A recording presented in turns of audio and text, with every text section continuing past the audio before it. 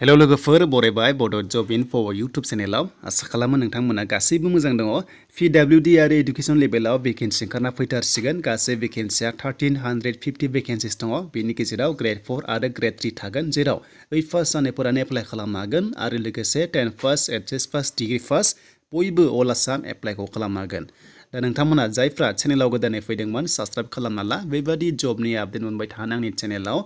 बेनिफ्राय लोगोफोर apply लिंकआ active जाथ'वाखै जेब्ला एक्टिभ जागोन आं नोंथांमोननो थाबैनो आपडेटखौ होगोन बेखायनो नोंथांमोना सम सम भिजिट खालामबाय था बड' जब इनफो यूट्यूब चेनेलाव दा भेकेन्सिया PWD आव थागोन 611 आरो पस्टआ थागोन सेक्सन एसिस्टेन्ट जेराव हौवाफोर हिन्जावफोर गासैबो एप्लाइ खालामनो हागोन 18 इयार्स जानाय लोगो लोगो आप टु 45 इयार्ससिम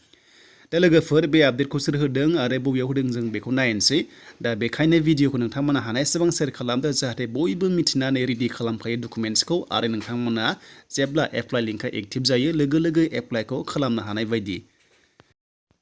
दानिया जोंहा बे आपडेटखौ सोर होदों जों बेखौ नायनोसै थ' नोंथांमोना अफिसियेल हम पेजाव दायो मोनथ'नाय नङा नागिरबाबो दा बे आपडेटखौ सोर होदों जों बेखौ नायोब्ला थ' बेखौ टुइट खालामबाय सीएमआ टुइट खालामदों थ' नोंथांमोना नायनो हागोन दा बेयाव गासै भेकेन्सिया थागोननो बेनो जाबाय 1350 भेकेन्सिस गोदानै भेकेन्सि फैगासिनो दङ एबा पस्टआ खालि जाना दङ दा बे पस्टआ बबेयाव लांदां जाना दं होनोब्ला PWD बेनिफ्राय एडुकेशन बेलायाव दङ दा जों नायोब्ला जों फार्स्टआव नायनोसै बेनो जाबाय 611 vacancies of section assistant SA under various divisions of PWD नोंथांमोना बेयाव एप्लाइ खालामनो हासिगोन जायखिजाया PWD बेयाव एप्लाइ खालामनो हागोन जेब्ला पस्टआ ओंखारखाबाय जेब्ला नोंथांमोना 611 भेकेन्सिसआव हौवाफोर हिन्जावफोर गासैबो एप्लाइ खालामनो हागोन बिनिफ्राय क्वालिफिकेसना बेयाव 10 पास जाखानांगोन HS पास जानांगोन अब्लासो एप्लाइ खालामनो हागोन दायो डिटेल्स फैथ'वाखै स' बिनिफ्राय जोंहा नेक्स्टआव एडुकेशन बेलायाव दङ एसिस्टेन्ट प्रफेसराव 743 भेकेन्सिस दङ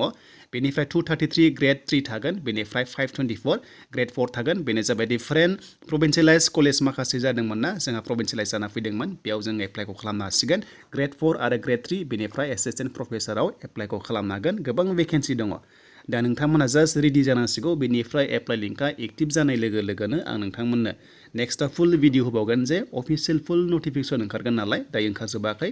जास्ट बे आपडेट जाग्रोबाय आसाम केबिनेटआ पास जाबाय बे ओंखारखासिगोन आरो नोंथांमोना एप्लाइ खालामनो हाथारसिगोन दा बेनोसैमोन लोगोफोर नोंथांमोना भिडिअखौ मोजां मोनदोंबा लाइक खालामनो हागोन आरो जायफ्रा चेनेलाव गोदानै फैदोंमोन साबस्क्राइब खालामना ला दासान्दि बुंखादोंना लोगोफोर 1 लाख साख्रि होगोन होननानै आसाम स्टेटआव बेखायनो फारि फारि फैगासिनो दङ आरो आपकामिं एग्जाम गोबां फैगासिनो दङ नोंथांमोना रेडि जादो आरो जेसेबां हागौ नोंथांमोना फरायखादो अब्लासो नोंथांमोना आनजादाव मोजाङै मोजां लिरनो हागोन आरो नोंथांमोननि साख्रिया जाना फैगोन